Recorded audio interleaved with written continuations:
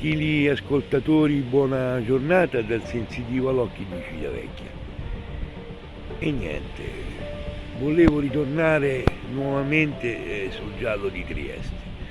Allora, in tempi non sospetti dissi che Liliana era stata uccisa, che è un omicidio.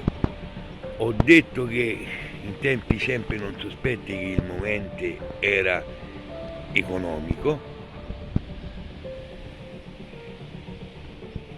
però non spetta al Sensitivo all'Occhi dire il nome e cognome del responsabile.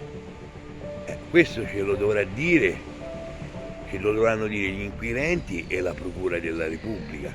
Io, come in altri casi, non è un giorno, io sono 17 anni che svolgo questa attività e dei casi ne ho trattati in infinità, come nel caso di Sarascazzi.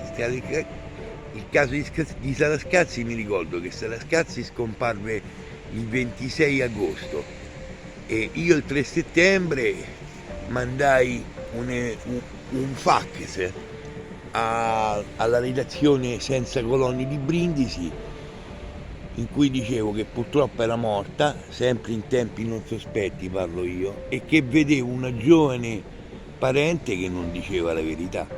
Poi dopo si è scoperto che quello che dicevo io era quello che un po' è la realtà dei fatti. Ora, ripeto, il caso di Liliana Resinovic è un omicidio, il momento è di natura economica. Ora aspettiamo che gli inquirenti ci dicano il nome e cognome. Ho saputo da una notizia che c'è un sospettato. Ora vediamo se questo sospettato sia veramente il responsabile. Io non vedo, continuo a non vedere né la responsabilità di Sebastiano e né la responsabilità del figlio. Invece mi ci è bastato ieri sera sentire la trasmissione di Quarto Grado per capire che anche Pier Giorgio non c'entra assolutamente nulla, non è né Pier Giorgio e né Sebastiano sono i responsabili. La terza persona deve essere ancora identificata. Sicuramente gli inquirenti per aver sospetto già sanno chi è, però non è né Sebastiano e tanto di meno Pier Giorgio.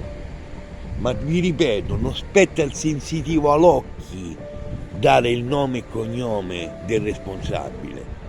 Quello è un lavoro che deve fare e solo esclusivamente la squadra mobile di Trieste insieme alla Procura della Repubblica di Trieste. Tutto qui, questo volevo dire.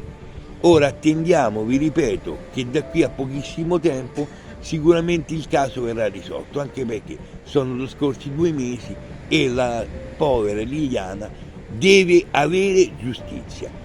Di nuovo amici, buona giornata a tutti dal Sensitivo all'Occhi di Civitavecchia.